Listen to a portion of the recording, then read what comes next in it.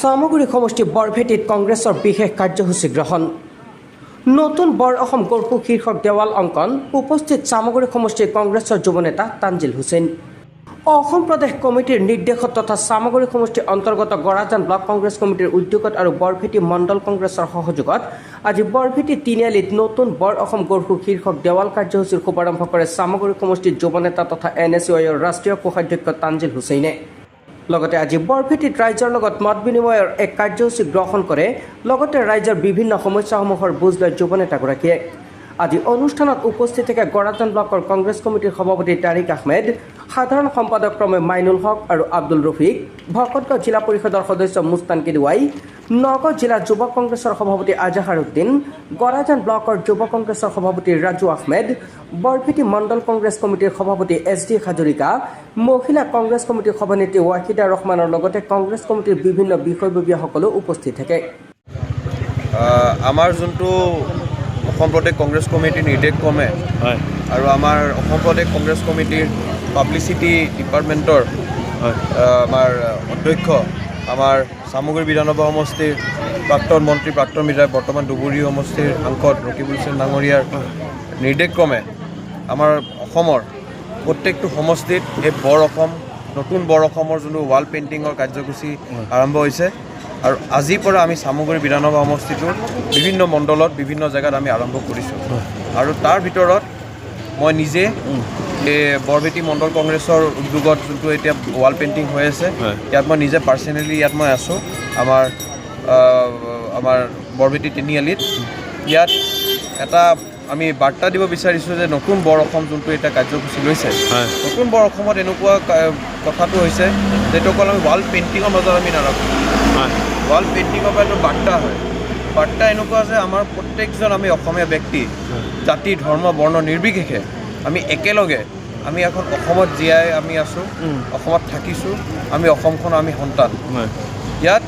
বাহিৰা কোনো শক্তিয়ে বা BJP RSSে যেনেকৈ এটা আমাৰ জাতিটো ভাঙিবলৈ বিচাৰিছে মাটি কব্জা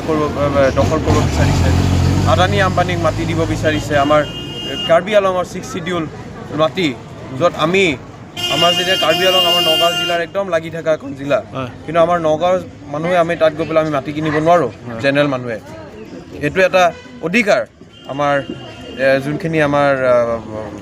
কাৰ্বি ভাই বন্ধুসকলৰ আছে সেইটো তেওঁলোকৰ অধিকাৰ এইটো আমি তেওঁলোকৰ তাত নোসোমাওঁ কিন্তু BJPয়ে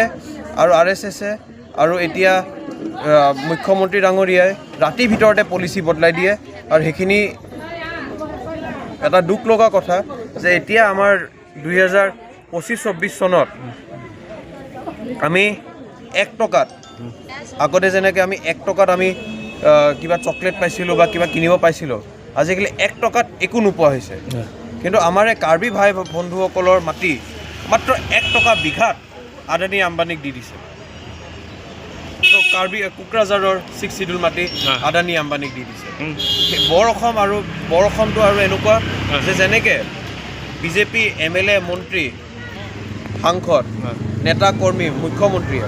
যেনেকৈ আমাক ভাগ কৰিব বিচাৰিছে সেই ভাগ আমি হ'ব নিদিওঁ আমাক কংগ্ৰেছে আমি নতুন বৰ অসম যোনটো আমাৰ হৈছে যে আমি জাতি ধৰ্ম বৰ্ণ নিৰ্বিশেষে আমাৰ শদিয়া পৰা ধুবুৰীলৈ কৰিমগঞ্জৰ পৰা আমাৰ কোকৰাঝাৰলৈ আমাৰ তেজপুৰৰ পৰা জোনাইলৈ আমি চব একলগে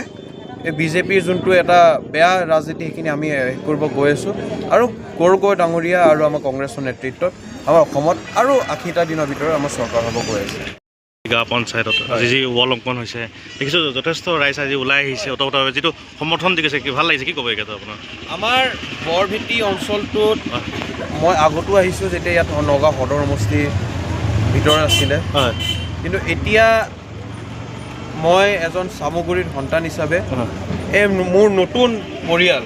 নতুনকৈ সোমাইছে আমাৰ নতুন চামগুৰি মোৰ পৰিয়ালক মই আদৰণি জনাইছোঁ আৰু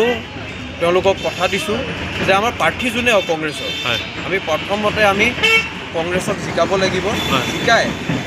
আমাৰ আহি থকা দিনত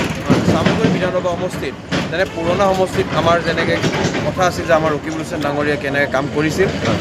সেই কামখিনি ইয়াত যে আমি কৰিব পাৰোঁ সেইখিনি মই দুৱা আশীৰ্বাদ ল'ব আহিছোঁ নগৰৰ পৰা প্ৰাঞ্জল নাথৰ ৰিপৰ্ট